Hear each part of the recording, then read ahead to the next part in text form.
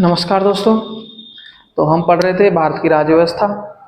और भारत की राज्य व्यवस्था में हमने अब तक 1861 तक भारत परिषद अधिनियम तक हमने कंप्लीट कर लिया है। इससे पिछली क्लास में हमने शॉर्ट नोट्स दिए थे, जो है 1773 से और 1793 तक के चार्टर एक्ट तक। ठीक है। और अब जो है हम पिछली जो सेकंड क्लास में हमने पढ़ा था 1813 से 1861 तक भारत परिषद अधिनियम तक, उसके शॉर्ट नोट्स यहाँ पे हैं। तो इनका एक बार रिवीजन कर लेते हैं। तो 1813 का जो चार्टर अधिनियम आया था उसमें क्या कहा गया था कि अब कंपनी के एकाधिकार को क्या कर दिया गया था, समाप्त कर दिया गया था। ठीक है। लेकिन दो चीजों में उनको अभी भी एकाधिकार प्राप्त था कंपनी को। वो थी एक चाय, भारत में चाय से व्यापार सिर्फ ईस्ट इंडिया कंपनी ही करेगी, इसमें इसको एकाधिकार प्राप्त था। और चीन से व्यापार में भी ईस्ट इंडिया कंपनी को एकाधिकार था। ठीक है। फिर ईसाई मिशनरीज आए, उनको भारत में जो है प्रचार प्रसार करने का अधिकार प्राप्त हुआ था। और स्थानीय सरकारों को इस एक्ट के द्वारा स्थानीय सरकारों को अपने स्तर पर कर लगाने और कर का भुगतान नहीं करने पर दंड की व्यवस्था भी दी गई थी कि अब जो है अपने हिसाब से कर लगाओ और उस न भुगतान नहीं करे तो अपने हिसाब से उनको दंडित भी करना। फिर 1833 का चार्टर एक्ट आया। ये क्या था? ये केंद्रीकरण की दृष्टि से एक महत्वपूर्ण अधिनियम था। इसमें किया गया था कि जो बंगाल का गवर्नर था, बंगाल के गवर्नर को बंगाल भारत का गवर्नर जनरल बना दिया। ठीक है। और इसमें एक विधिक अधिकारी जोड़ दिया, एक सदस्य और जोड़ दिया गया। ये पहले इसमें प्रावधान था कि 1+3 सदस्य, एक जो है गवर्नर जनरल और 3 जो है कार्यकारी परिषद के सदस्य थे। लेकिन एक और सदस्य कार्यकारी परिषद में जोड़ा गया जिसको बोलते हैं विधिक अधिकारी। और विधिक अधिकारी पहले कौन बने थे? वो थे मैकाले। ठीक है। और भारत के गवर्नर जनरल पहले कौन बने थे? तो William Bentinck. William Bentinck Bharat के तो पहले गवर्नर जनरल बने और जो है बंगाल के अंतिम गवर्नर जनरल बने थे, क्योंकि इनका कार्यकाल जो है 1828 से 1835 तक था। तो ये पहले क्या थे? भारत का गवर्नर जनरल पद बनने से पहले ये थे भारत बंगाल के गवर्नर जनरल। और जब भारत का गवर्नर जनरल पद आया तो इनको पहला ही जो है भारत का पहला गवर्नर जनरल बनाया गया। फिर बंबई और मद्रास, इन दोनों राज्यों के गवर्नरों को क्या किया गया? विधायी शक्तियों को इनको समाप्त कर दिया गया। अब ये विधायी शक्तियां किसको हस्तांतरित कर दी गई? जो भारत के गवर्नर जनरल को। ठीक है। ईस्ट इंडिया कंपनी के जो व्यापारिक गतिविधियां थी उनको समाप्त कर दिया गया। पहले इस एक्ट के द्वारा क्या किया गया था? एकाधिकार को समाप्त किया गया। अब क्या किया गया है कि इनकी व्यापारिक गतिविधियों को समाप्त किया गया है और इसको क्या बना दिया गया? एक विशुद्ध रूप से प्रशासनिक निकाय बना दिया गया कि अब ये क्या करेगी? ये भारत में ये प्रशासन का कार्य करेगी, देखरेख का कार्य करेगी। फिर सिविल सेवाओं के लिए खुली प्रतियोगिता की व्यवस्था की थी, लेकिन जो हमारी जो कंपनी की गवर्निंग बॉडी थी court of board of director, उसके विरोध के कारण इसको लागू नहीं किया। कौन सी? ये सिविल सेवा की खुली प्रतियोगिता। ठीक है। तो ये हो गया 1813 और 1833 के चार्टर एक्ट। अब आता है आखिरी चार्टर एक्ट, आता है 1853 का चार्टर एक्ट। ये क्या था? ये संवैधानिक निकाय की दृष्टि से महत्वपूर्ण अधिनियम था। और ये कौन सा था? ये केंद्रीकरण की दृष्टि से एक महत्वपूर्ण अधिनियम था। ये केंद्रीकरण की दृष्टि से और ये था संवैधानिक दृष्टि से। संवैधानिक दृष्टि से कैसे? क्योंकि इसने क्या किया था? गवर्नर जनरल की जो परिषद थी उसकी दो शक्ति, दो कार्यों को, एक विधायी कार्य को और एक प्रशासनिक कार्य को, इनको क्या किया था? अलग कर दिया था। इन दोनों कार्यों को अलग अलग कर दिया।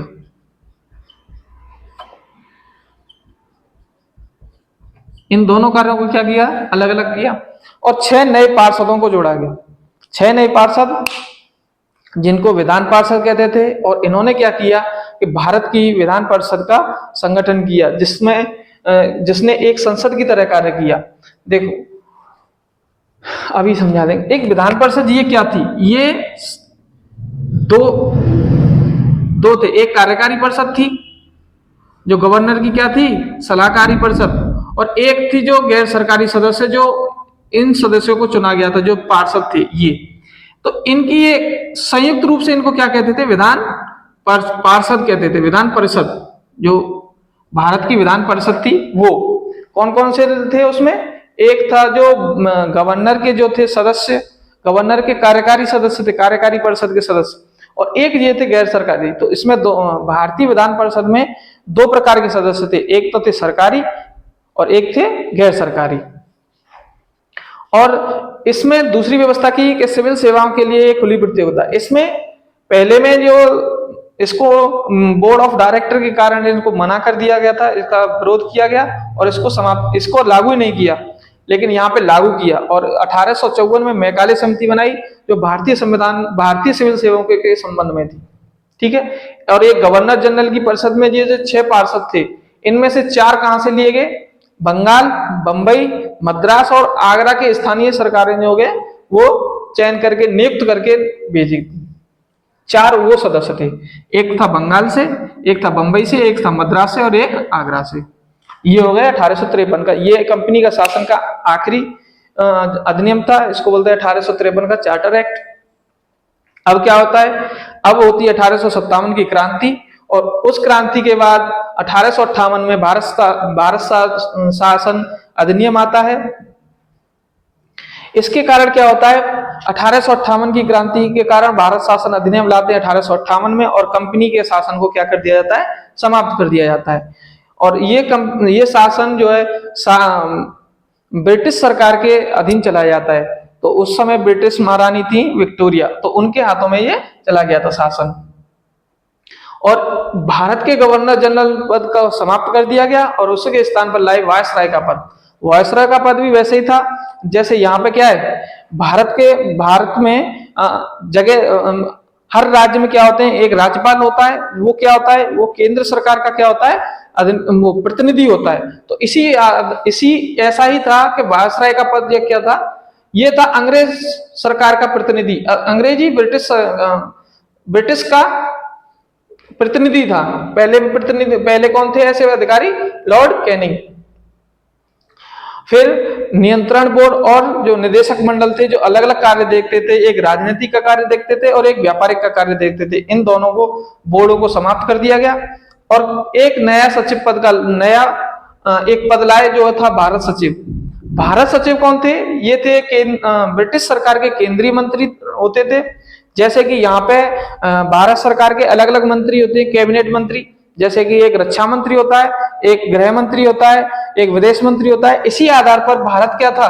ब्रिटिश का की एक कॉलोनी थी और उस कॉलोनी के लिए एक कैबिनेट मंत्री बनाया गया जिसका नाम था भारत सचिव। और इसके लिए 15 सदस्यों की एक कार्यकारी सलाहकारी समिति होती थी, ठीक है। तो 1858 के ये एक्ट के 3 प्रावधान थे। अब आता है 1861 का भारत परिषद अधिनियम। ये क्या था कि अब भारतीयों को क्या है, अंग्रेज सरकार को लगा कि अब भारत में क्या करना है? शासन करना है। तो भारतीयों को क्या लेना पड़ेगा? प्रतिनिधित्व देना पड़ेगा, भारतीयों का ही सहयोग लेना पड़ेगा। तो इस आधार पर वायसराय ने 3 भारतीयों को क्या किया? नियुक्त करने का प्रावधान किया गया। और 1862 में 3 जगह से 3 लोगों को चुना गया, 3 लोगों को नियुक्त किया वायसराय द्वारा। पहले थे बंगाल के वो बनारस के राजा, पटियाला के महाराजा, और एक थे सर दिनकर राव। फिर क्या हुआ कि जो बंबई और मद्रास की जो विधायी शक्तियों से वंचित किया गया था, कौन सी शक्ति से? विधायी शक्तियों से। क्यों? क्योंकि क्या आया था 1833 में यहाँ पे केंद्रीकरण की दिशा में, यहाँ पे एक महत्वपूर्ण था। तो यहाँ क्या किया गया? बंबई और मद्रास की जो विधायी शक्तियां थी गवर्नर की, उनको समाप्त कर भारत के गवर्नर जनरल के पास दे दिया गया था। लेकिन 1861 में इसे पुनः स्थापित किया विधायी शक्तियों को, ठीक है। फिर जो बंगाल और उत्तर पश्चिमी सीमा प्रांत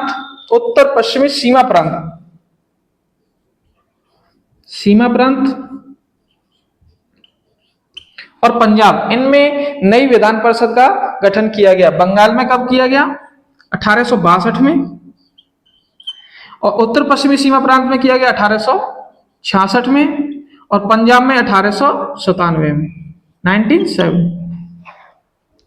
और वायसराय को जो आपातकालीन स्थितियों में क्या दी गई? एक अध्यादेश जारी करने की शक्ति दी गई। जो क्या थी? ये अध्यादेश कानून था। अध्यादेश मतलब कानून। और ये कब तक लागू होगा? इसकी अवधि थी 6 माह तक, ठीक है। तो ये है शॉर्ट नोट्स है पिछली क्लास के, तो इनको नोट कर लीजिएगा, ठीक। तो अब हम पढ़ेंगे आगे का 1892 का भारत परिषद अधिनियम।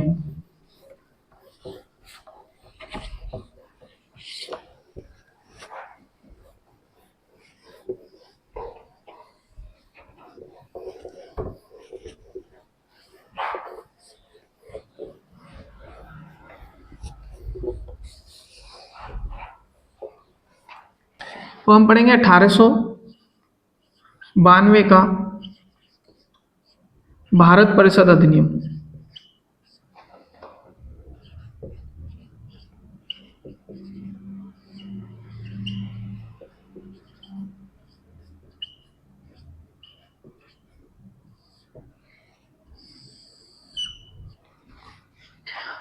अठारह की क्रांति के बाद ब्रिटिश सरकार को लगा कि भारत में शासन करना है तो भारतीयों को क्या देना पड़ेगा, प्रतिनिधित्व देना पड़ेगा, यानी कि अब भारतीयों को शामिल करना पड़ेगा। तो भारत 1861 में भारत परिषद अधिनियम में उसने ये व्यवस्था भी की कि वायसराय क्या करेगा, 3 भारतीयों को गैर सरकारी सदस्य के रूप में नियुक्त भी करेगा। और उसने 1862 में 3 भारतीयों को नियुक्त किया गया।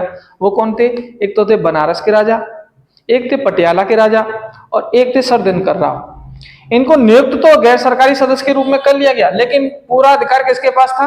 पूरा अधिकार जो है जो वायसराय था उसकी जो परिषद थी, कार्यकारी परिषद, जो जिनको सरकारी सदस्य बोलते हैं, उनके पास था। गैर सरकारी सदस्यों के पास ऐसा कुछ अधिकार नहीं था।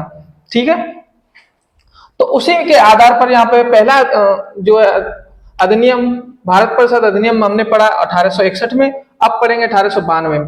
1892 के भारत परिषद अधिनियम से पहले हमारे यहाँ पे भारत में कांग्रेस की स्थापना हो चुकी थी 1885 में। वो किसने की थी? एक अंग्रेज अधिकारी थे, उनका नाम था एओ ह्यूम। एओ ह्यूम के द्वारा भारत में 1885 में कांग्रेस की स्थापना हुई। भारत में क्या हुआ कि राजनीतिक जागरूकता तो आई, राजनीतिक जागरूकता आई और जगह कई संगठन भी बन रहे थे।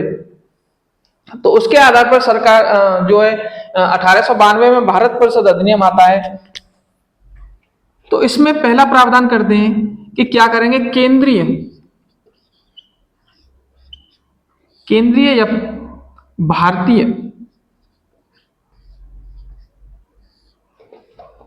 केंद्रीय या भारतीय विधान परिषद में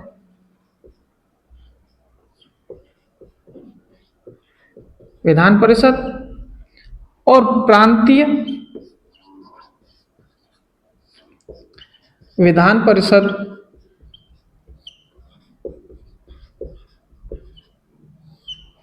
इनमें क्या किया कि गैर सरकारी सदस्यों की संख्या बढ़ाई गई। गैर सरकारी सदस्यों की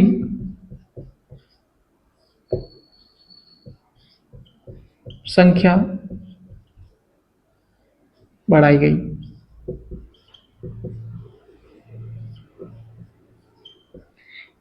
गैर सरकारी सदस्यों की संख्या तो बढ़ा दी, इसमें क्या, इनकी संख्या 16 कर दी गई। गैर सरकारी सदस्यों की विधान परिषद में संख्या, विधान परिषद में सदस्यों की संख्या 16 कर दी गई। ठीक है, और प्रांतीय विधान परिषदों में इनमें क्या है कि अलग अलग प्रांतों में क्या है, अलग अलग संख्याएं अलग अलग बढ़ाई। तो गैर सरकारी सदस्यों की संख्या तो बढ़ा दी इन दोनों में, लेकिन बहुमत किसके पास था? लेकिन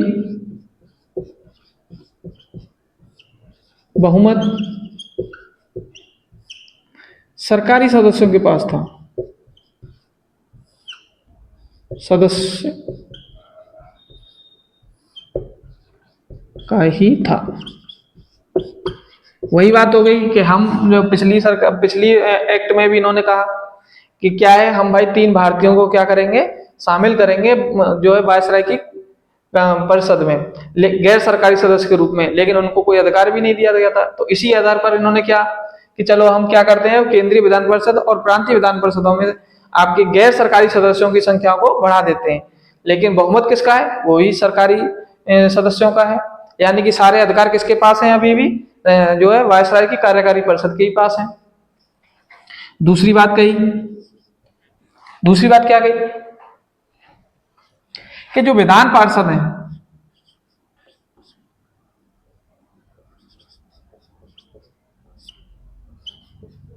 विधान परिषद में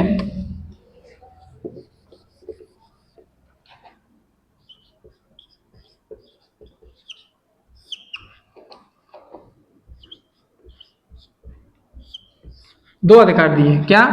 एक तो बजट पर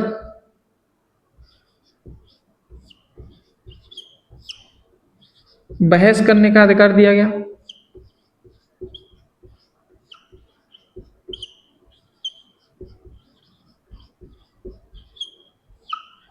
दूसरा कि जो कार्यकारी परिषद थी यानी कि सरकारी सदस्य थे उनको कार्यकारी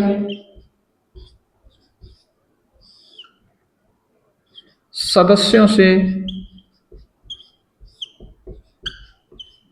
प्रश्न पूछने का अधिकार दिया।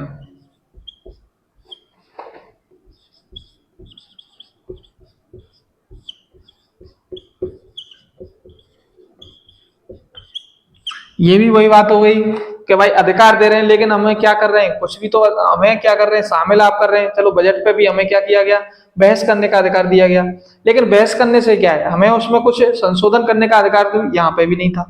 कार्यकारी सदस्यों से क्या है, प्रश्न पूछने का अधिकार दिया गया, लेकिन यहाँ पे भी प्रश्न पूछ रहे हैं तो उससे भी क्या होगा, होगा क्या, कुछ भी नहीं।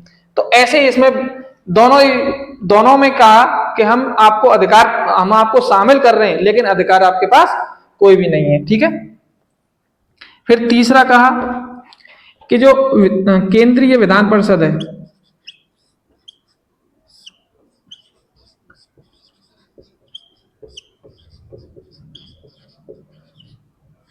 उसमें गैर सरकारी सदस्यों को कौन नियुक्त करेगा, तो वो करेगा वायसराय।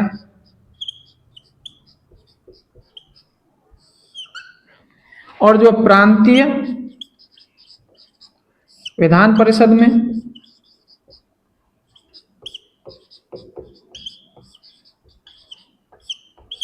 इसमें नियुक्त कौन करेगा, वो करेगा गवर्नर। प्रांतों के कौन करेंगे, गवर्नर करेंगे। किस आधार पर, तो वो 2-3 आधार थे, जैसे जमींदारों की, जमींदार ये क्या करेंगे, ये कुछ लोगों को सिफारिश देंगे। विश्वविद्यालयों के जो है वो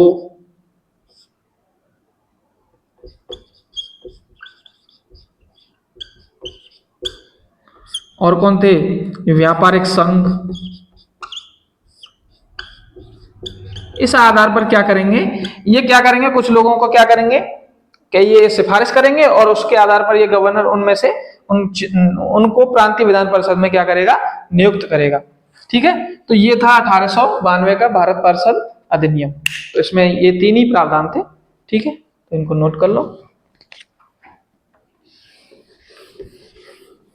अगला पढ़ेंगे हम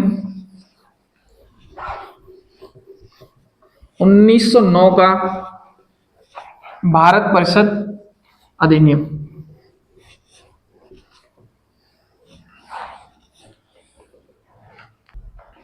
तो अब पढ़ेंगे 1909 का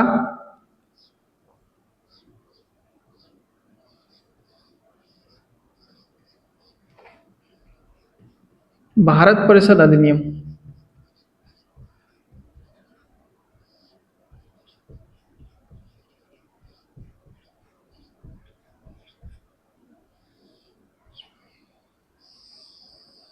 उन्नीस सौ नौ के भारत परिषद अधिनियम को एक और नाम कहते हैं, कौन सा, मार्ले मांटो सुधार।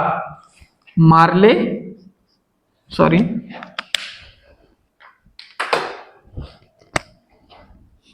मार्ले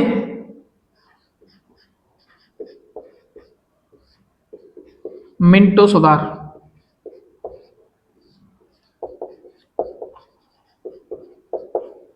इसमें क्या था, ये थे भारत के राज्य सचिव, भारत के राज्य सचिव या इसे भारत सचिव भी कहते हैं। ये कहाँ रहते थे, ये इंग्लैंड के कैबिनेट मंत्री जो इंग्लैंड में रहते थे, और ये थे वायसराय जो भारत में ब्रिटिश का प्रत्यक्ष प्रतिनिधि, वायसराय। ठीक है। तो इसमें पहला सुधार किया गया पहला सुधार क्या किया गया कि इसमें केंद्रीय विधान परिषद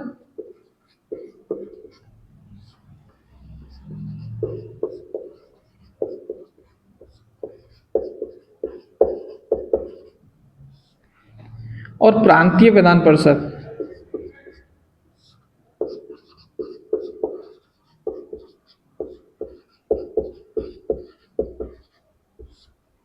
इसमें क्या किया गया, इसमें विस्तार किया गया। विस्तार मतलब इसके आकार को, इसके आकार में वृद्धि की गई।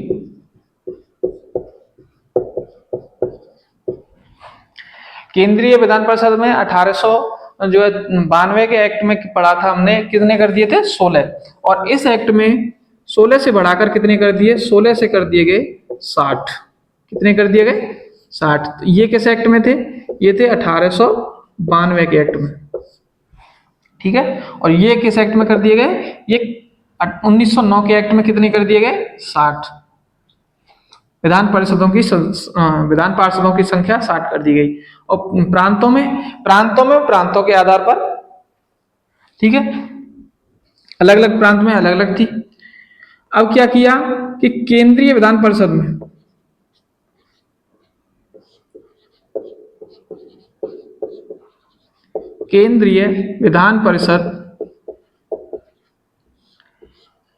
इसमें अभी बहुमत किसका था, सरकारी सदस्यों का ही बहुमत था। तो इसमें सरकारी सदस्यों का बहुमत, लेकिन प्रांतीय विधान परिषद में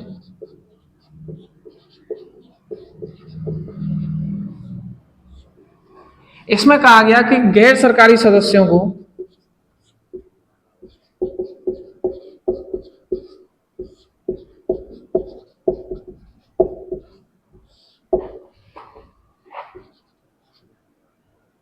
सदस्यों के बहुमत को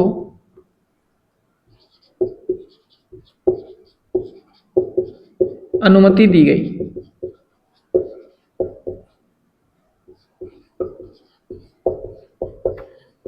कि भाई केंद्रीय विधान परिषद है, उसमें तो क्या रहेगा, सरकारी सदस्यों का ही बहुमत रहेगा, लेकिन क्या है कि प्रांतीय विधान परिषद में गैर सरकारी सदस्यों के बहुमत की अनुमति दे दी गई। ये भी वही बात हो गई कि क्या करना है, केवल इनको शामिल करना है, अधिकार कोई भी नहीं दे रहे थे सरकार। इसमें कहां दिया था, केंद्रीय विधान परिषद में भी नहीं दिया गया था, और केवल इसमें दिया गया था। फिर तीसरी बात कही कि जो वायसराय था, वायसराय की कार्यकारी परिषद में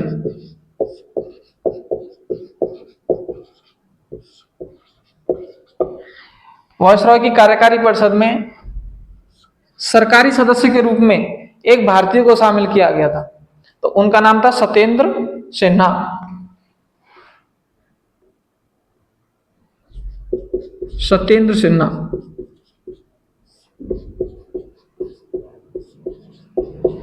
इनको क्या किया गया था, सरकारी सदस्य के रूप में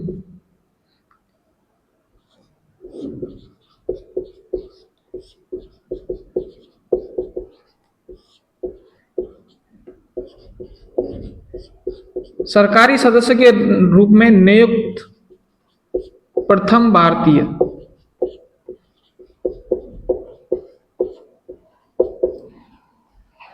और इनको क्या बनाया गया था, इनको विधिक सदस्य बनाया गया था, विधिक सदस्य। जो कार्यकारी परिषद में इनको क्या बनाया गया था, विधिक सदस्य बनाया गया था। ये पहले ऐसे अधिकारी थे जो सरकारी सदस्य के रूप में वायसराय की कार्यकारी परिषद में नियुक्त किए गए थे, ठीक है। और चौथा काम था कि इसमें पृथक निर्वाचन के आधार पर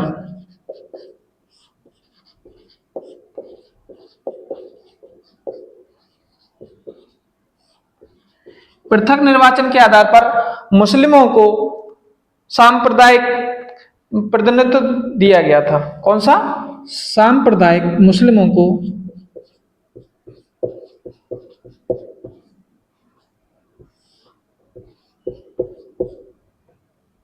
सांप्रदायिक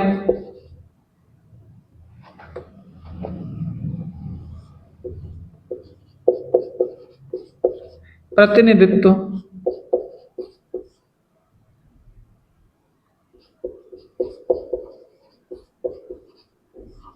निर्वाचन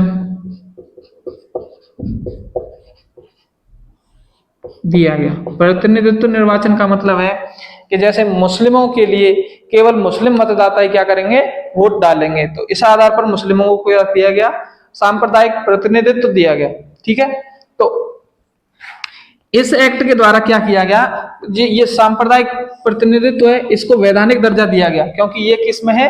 ये एक्ट के अधिनियम के माध्यम से इसको दिया जा रहा है। तो इसको यहां पे लिख देंगे कि सांप्रदायिक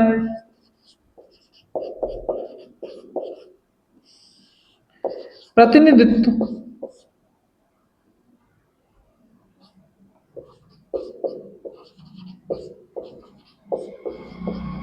को संवैधानिक दर्जा दिया गया। नहीं, वैधानिक। संवैधानिक तो संविधान में लिखते हो, ये वैधानिक यानी कि एक कानून के माध्यम से इसको लागू किया गया है। तो इसका मतलब है कि ये वैधानिक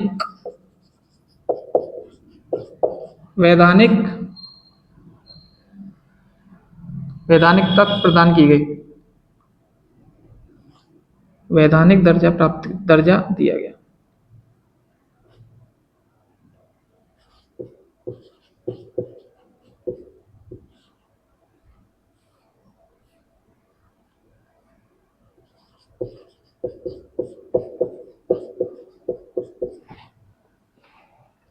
और ऐसे पहले कौन से थे वायसराय थे?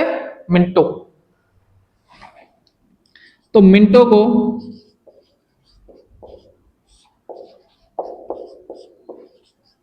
भारत में सांप्रदायिक प्रतिनिधित्व का जनक कहा जाता है।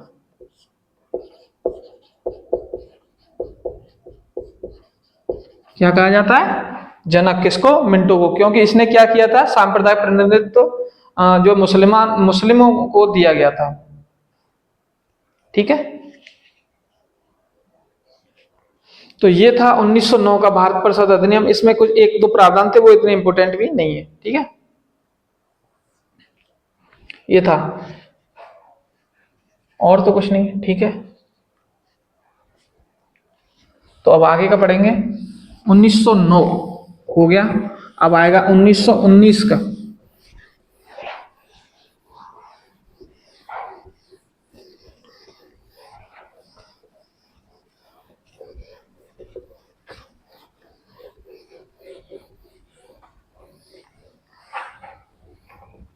अब पढ़ेंगे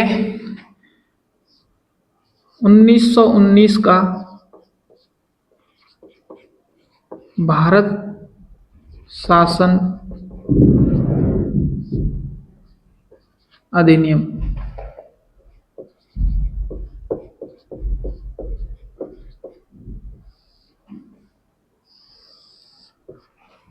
अब क्या है? अब भारत में क्या करनी है? उत्तरदायी सरकार की स्थापना करने के लिए ब्रिटिश सरकार ने 1919 का भारत शासन अधिनियम लाया, जिसे कहते हैं मॉन्टेग्यू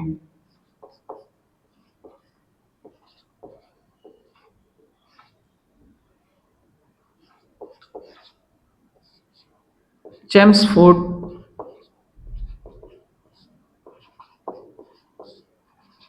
सुधार। इसका एक और नाम है, इससे पिछले वाले का था मार्ले मिंटो सुधार, इसमें था मॉन्टेग्यू चेम्सफोर्ड सुधार। मॉन्टेग्यू कौन थे? तो जो भारत के ये थे भारत सचिव, और चेम्सफोर्ड ये थे भारत में वायसराय। ठीक है, अब क्या करनी है, भारत में उत्तरदायी शासन की व्यवस्था करनी है। उत्तरदायी का मतलब है कि अब जो गवर्नर हैं वो किस आधार पर कार्य करेंगे। तो पहला कहा गया इसमें कि जो केंद्र है और जो है केंद्रीय विधान परिषद और केंद्रीय विधान परिषद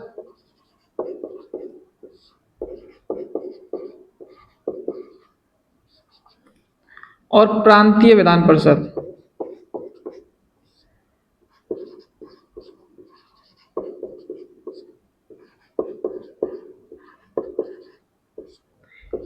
इनके विषयों की, ये किस किस विषय पर कानून बना सकते हैं, इनका किन किन विषयों पर अधिकार है, वो विषय इनके लिए अलग अलग कर दिए। केंद्र के लिए अलग विषय बना दिए गए कि इन पर केंद्र कार्य करेगी, इन जो विषयों पर। और प्रांतीय विधान परिषद के लिए अलग से अलग वो कर दिए गए विषय। तो विधान परिषद के विषय, कानून बनाने के विषय को पृथक कर दिया गया, अलग अलग कर दिया गया।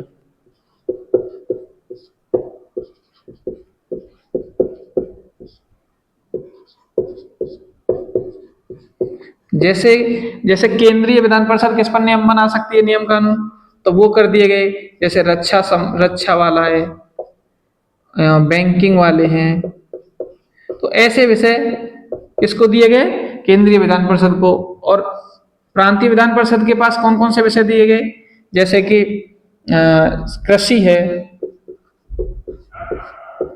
शिक्षा है, तो ये विषय किसको दे दिए गए, प्रांतीय विषयों को। तो क्या किया, केंद्रीय विधान परिषद के और जो प्रांतीय विधान परिषद के विषयों को क्या किया गया, अलग अलग कर दिया गया।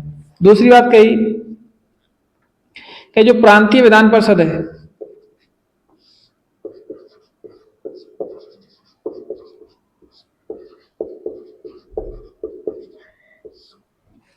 इस प्रांतीय विधान परिषद को भी इनके विषयों को भी दो भागों में बांट दिया गया। पहला था आरक्षित और एक था हस्तांतरित। आरक्षित विषयों पर कौन जो सलाह देगा, जो गवर्नर है वो किसकी सलाह पर कार्य करेगा, जो अपनी कार्यकारी परिषद की तरह, परिषद जो क्या थी, कार्यकारी परिषद जो थी विधान परिषद के प्रति उत्तरदायी नहीं थी। और हस्तांतरित विषयों पर गवर्नर किसकी सलाह से कार्य करेगा, जो थे मंत्री परिषद की सलाह से कार्य करेगा, जो विधान परिषद के प्रति उत्तरदायी थी। ठीक है, तो इसके दो विषय बनाए गए। एक विषय बनाया गया हस्तांतरित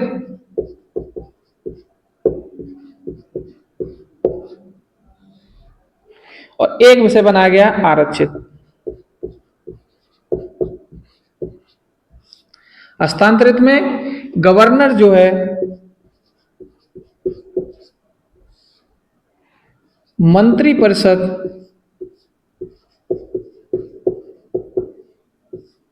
की सलाह से कार्य करेगा।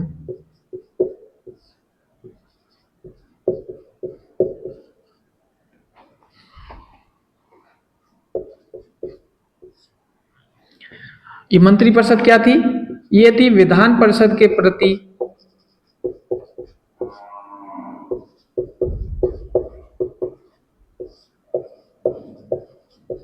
उत्तरदायी थी।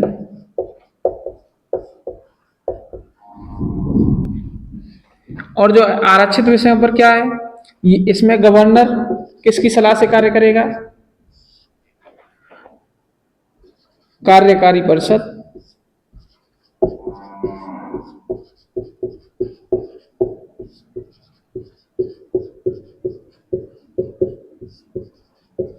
इसके सलाह से कार्य करेगा। ये कार्यकारी परिषद क्या विधान परिषद के प्रति उत्तरदायी थी, नहीं, तो ये विधान परिषद के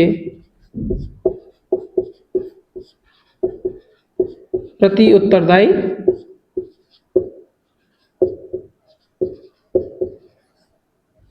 नहीं थी। तो इस प्रकार से प्रांतीय विधान परिषद के विषयों को दो भागों में बांट दिया गया, दो अलग अलग विषय बना दिए गए, एक था हस्तांतरित, एक था आरक्षित। आरक्षित में क्या है, कार्यकारी परिषद की सलाह से गवर्नर क्या करेगा, कार्य करेगा, सलाह लेगा या निर्णय देगा। और ये क्या थी, ये विधान परिषद के प्रति उत्तरदायी नहीं थी। लेकिन ये मंत्री परिषद, ये जो है विधान परिषद के प्रति उत्तरदायी थी। तो इसमें क्या करेगा, इसकी सलाह से कार्य करेगा। तो ये 2 विषयों पर बांट दिया गया। तीसरे में क्या कहा कि तीसरे में कहा कि केंद्र में द्वि सदन की स्थापना की जाए। द्वि सदन, केंद्र में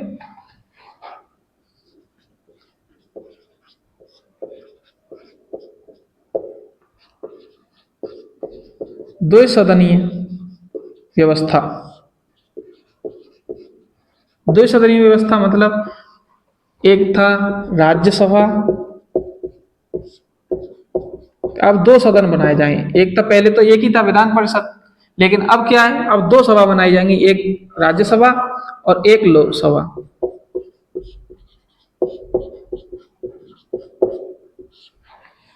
इनकी व्यवस्था की थी। तो क्या क्या व्यवस्था कर दी, एक तो केंद्र और जो है प्रांतीय के विषयों को अलग अलग कर दिया गया। जैसे कि इनको क्या दिया, रक्षा और बैंकिंग वाले जैसे सम विषय दिए गए, और इसको दिए गए कृषि और शिक्षा जैसे। ठीक है, इसमें क्या किया गया कि प्रांतीय विधान परिषद को 2 विषयों को 2 भागों में बांट दिया गया। प्रांतीय विधान परिषद के विषय, इनको 2 भागों में बांट दिया गया। एक था हस्तांतरित और एक था आरक्षित। हस्तांतरित में गवर्नर जो है किसकी सलाह से कार्य करेगा, मंत्रिपरिषद की सलाह से, जो क्या थी, विधानसभा के प्रति उत्तरदायी थी। लेकिन आरक्षित विषयों पर गवर्नर कार्यकारी परिषद की सलाह से कार्य करेगा, और जो क्या थी, विधान परिषद के प्रति उत्तरदायी नहीं थी। और केंद्र में क्या किया, द्विसदनीय व्यवस्था, जो क्या थी, एक राज्यसभा और एक लोकसभा। चौथा था कि वायसराय की कार्यकारी परिषद में, वायसराय की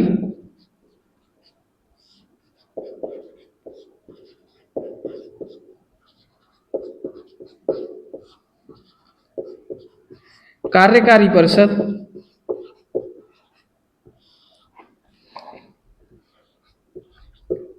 6 में से, जो 6 सदस्यों को कार्यकारी परिषद में चुनते थे, उसमें से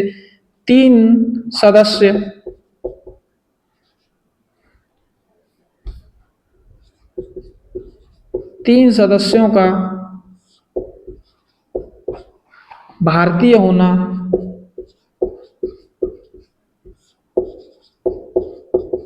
अनिवार्य कर दिया गया।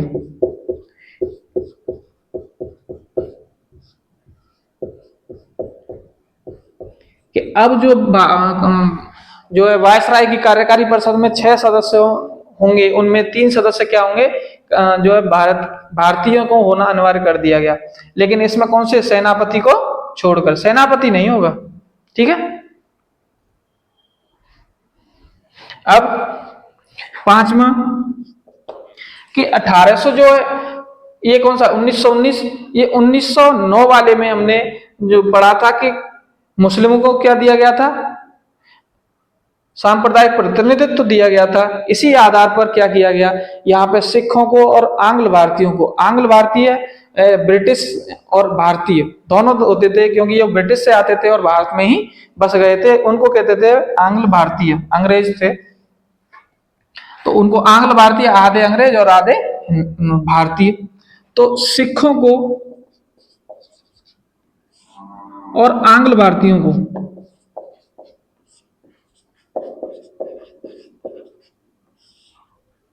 इनको क्या दिया गया, वही सांप्रदायिक प्रतिनिधित्व का।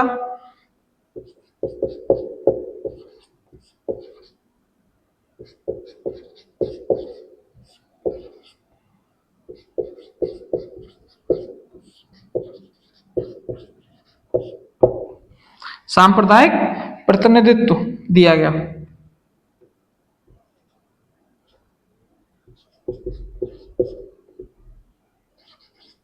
पृथक निर्वाचन,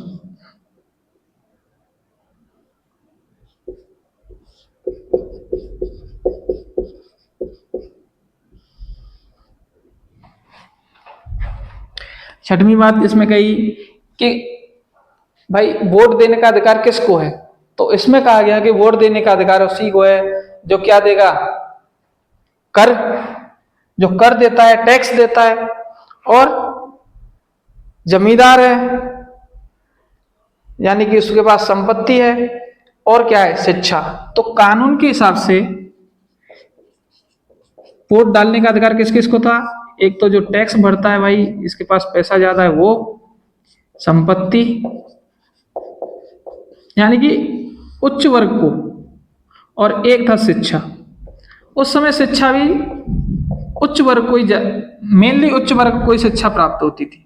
ठीक है, तो इनको क्या किया गया? मत डालने का अधिकार दिया गया, मतदान।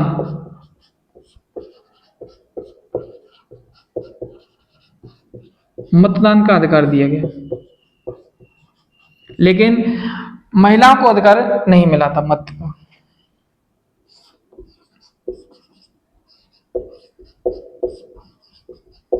महिलाओं को मतदान का अधिकार नहीं दिया गया।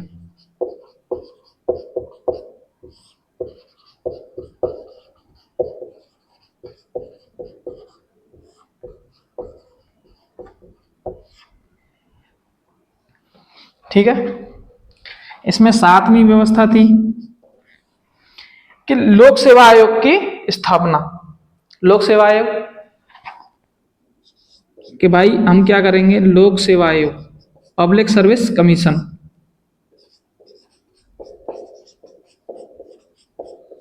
लोक सेवा आयोग की स्थापना करेंगे, और ये स्थापना कब की गई? 1926 में।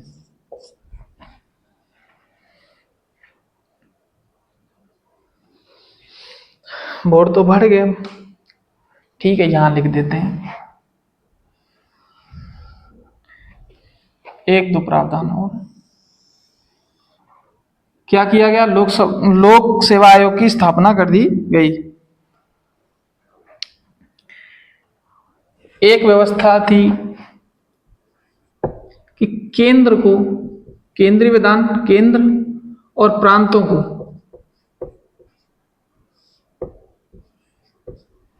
अलग अलग बजट बनाने का अधिकार दिया गया। इनको अलग अलग बजट बनाने का अधिकार दिया कि अब क्या करेगा? केंद्र अपना अलग से अलग, केंद्र और प्रांत, केंद्र अपना अलग निकालेगा बजट, बजट का प्रावधान करेगा, और प्रांत क्या करेंगे? अपने अपने जो है बजट का प्रावधान करेंगे। ठीक है, ऐसा नहीं। पहले क्या था? केंद्र और उनका बजट क्या किया गया था? एक ही था। अब इसमें एक बात कही कि जो वैधानिक आयोग 20 वर्ष बाद,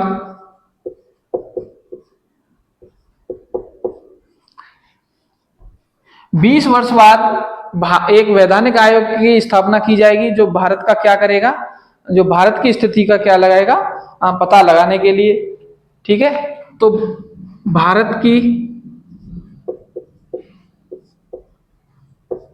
स्थिति की जांच के लिए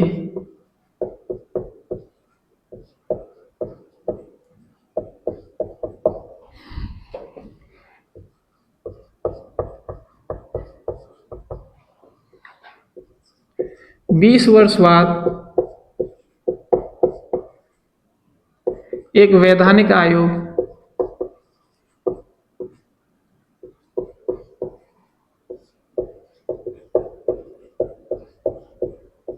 की स्थापना की जाएगी।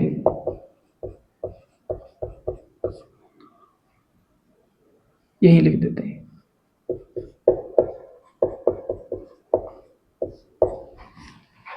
तो ये था 1919 का भारत शासन अधिनियम।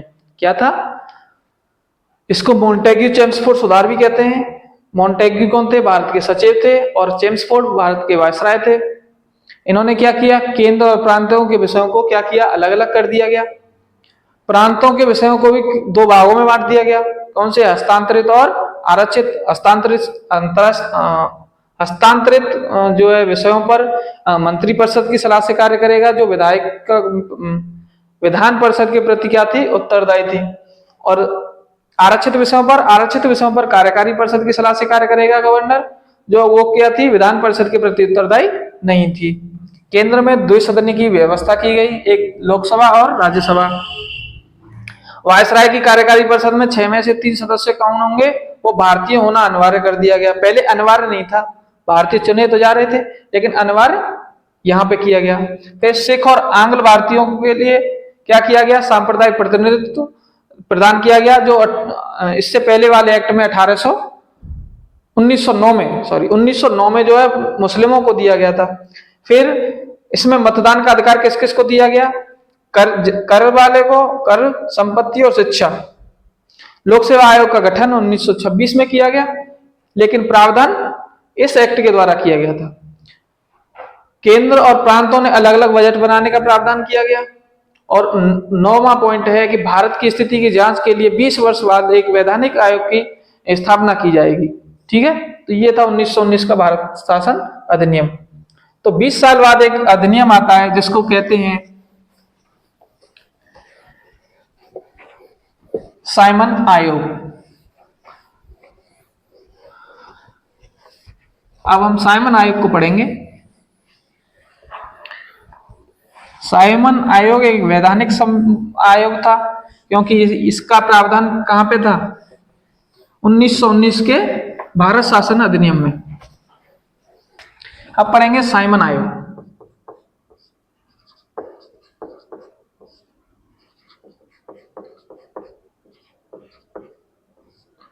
साइमन आयोग आया 1927 को, लेकिन 1919 के अधिनियम में कहा गया कि हम जो है एक वैधानिक आयोग की स्थापना करेंगे, लेकिन 20 साल बाद करेंगे, जो भारतीयों के स्थिति का क्या जांच करने के लिए। लेकिन यहाँ पे 1927 में ही आ गया, यानी कि 2 साल पहले इस आयोग को लाया गया था। इस आयोग को पहले लाने का कारण ब्रिटिश में क्या थे, चुनाव होने वाले थे, तो उन्होंने 2 साल पहले ही इसको आयोग को लाया। तो इसमें 7 सदस्यीय, ये क्या था, ये 7 सदस्यीय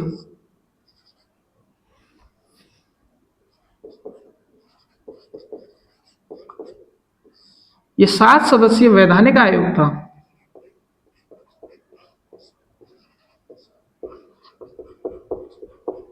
वैधानिक का मतलब है कि ये एक कानून के माध्यम से इसकी स्थापना हुई थी, और संवैधानिक का मतलब होता है कि उसकी स्थापना संविधान के आधार पर की जाए। और इसमें सभी सदस्य ब्रिटिश थे, अंग्रेज थे।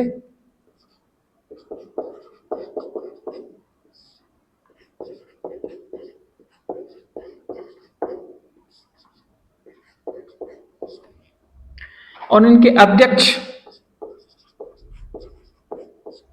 वो थे सर जॉन साइमन।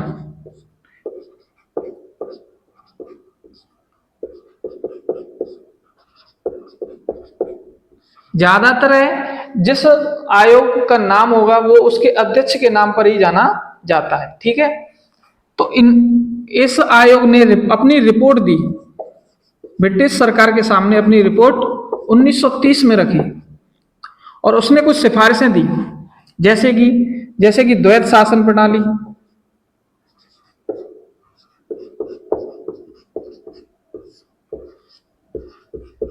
इसको जारी रखा जाए। दूसरी कही कि जो है राज्य सरकारों का विस्तार किया जाए, उसमें सदस्यों की संख्या बढ़ाई जाए, विस्तार किया जाए। तीसरी कही कि जो है ब्रिटिश भारतीय संघ की स्थापना की जाए।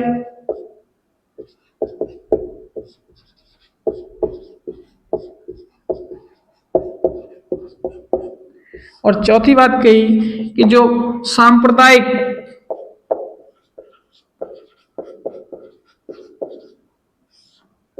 प्रतिनिधित्व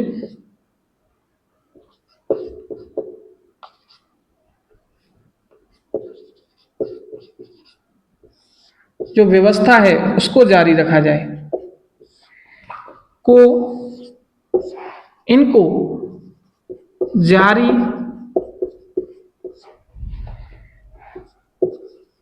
रखने की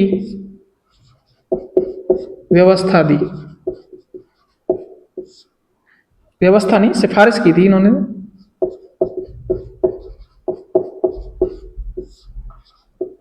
सिफारिश की कि भाई इन चीजों को रखा जाए। तो अब क्या हुआ, इनकी सिफारिश की, लेकिन भारत में क्या हुआ, ये साइमन आयोग का क्या हुआ, बहुत विरोध हुआ था, नारे भी लगे थे कि गो साइमन गो। क्यों? क्योंकि 7 सदस्यों में एक भी सदस्य भारतीय नहीं था, सारे सदस्य कौन थे, ब्रिटिशीय थे, यानी कि अंग्रेज थे। तो अंग्रेज इंग्लैंड में बैठ के भारतीयों की स्थिति की जांच करने आए हैं, तो इसमें एक भी भारतीय सदस्य को नहीं लिया गया है। तो इसलिए इसका विरोध हुआ, और विरोध हुआ तो जो है इसने रिपोर्ट दी 1930 में, ये सिफारिशें थी। और ब्रिटिश सरकार ने अब कहा कि भाई, ब्रिटिश सरकार ने सोचा कि भारत में क्या हुआ है, साइमन कमीशन आयोग का क्या हुआ है, विरोध हुआ है।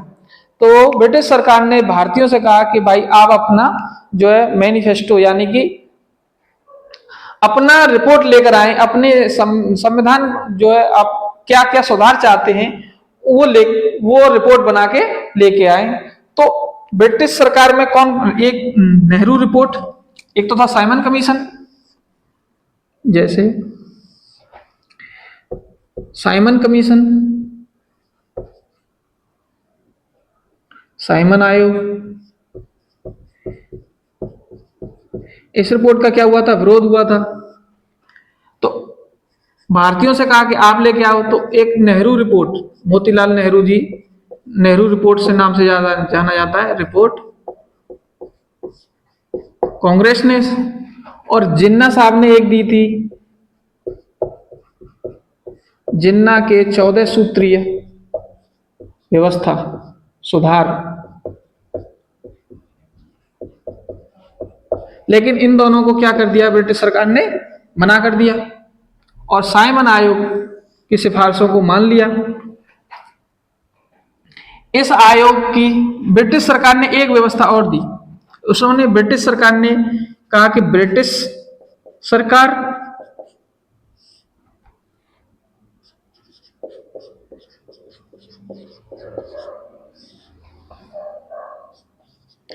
ब्रिटिश भारत के प्रतिनिधि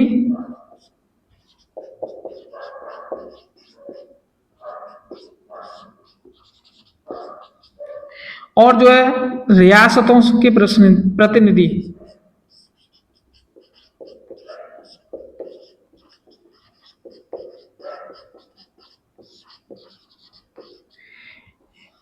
इनके साथ 3 बार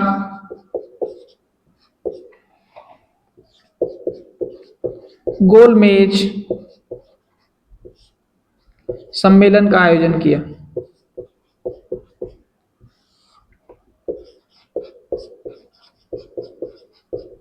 गोलमेज सम्मेलन आयोजन या बैठक की, इसमें कहा कि भाई जो है साइमन कमीशन की रिपोर्ट है, उसमें आप क्या क्या सुधार चाहते हैं, उसके लिए हमने गोलमेज सम्मेलन का आयोजन किया है, जिसमें ब्रिटिश सरकार होगी, और जो ब्रिटिश भारत के प्रतिनिधि होंगे, ब्रिटिश भारत, यहाँ पे भारत लिखना, ब्रिटिश भारत के प्रतिनिधि,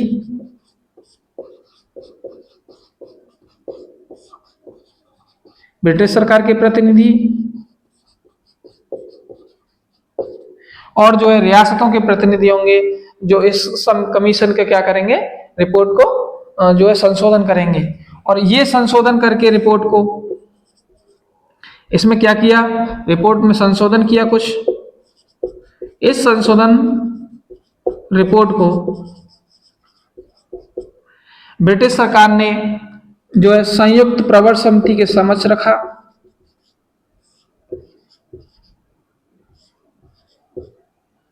संयुक्त प्रवर समिति जो ब्रिटिश सरकार की जो है संसदीय समिति होती है, संयुक्त प्रवर समिति, और उसने कुछ संशोधन कर 1935 के भारत शासन अधिनियम के रूप में, भारत शासन के भारत शासन अधिनियम के रूप में पारित किया।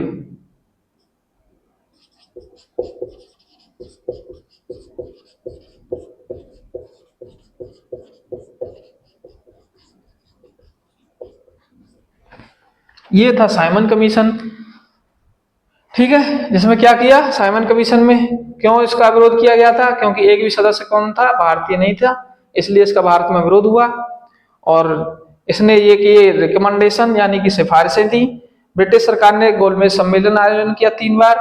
उसमें कौन कौन सदस्य कौन कौन प्रतिनिधि थे, एक तो ब्रिटिश सरकार के, एक ब्रिटिश भारत के प्रतिनिधि और एक रियासतों के प्रतिनिधि। ये इन प्रतिनिधियों के द्वारा गोलमेज सम्मेलन का आयोजन किया गया, जिन्होंने संशोधन कर एक जो है आयोग जो है संशोधन रिपोर्ट तैयार की और उसको ब्रिटिश सरकार ने संयुक्त प्रवर समिति के समक्ष रखा।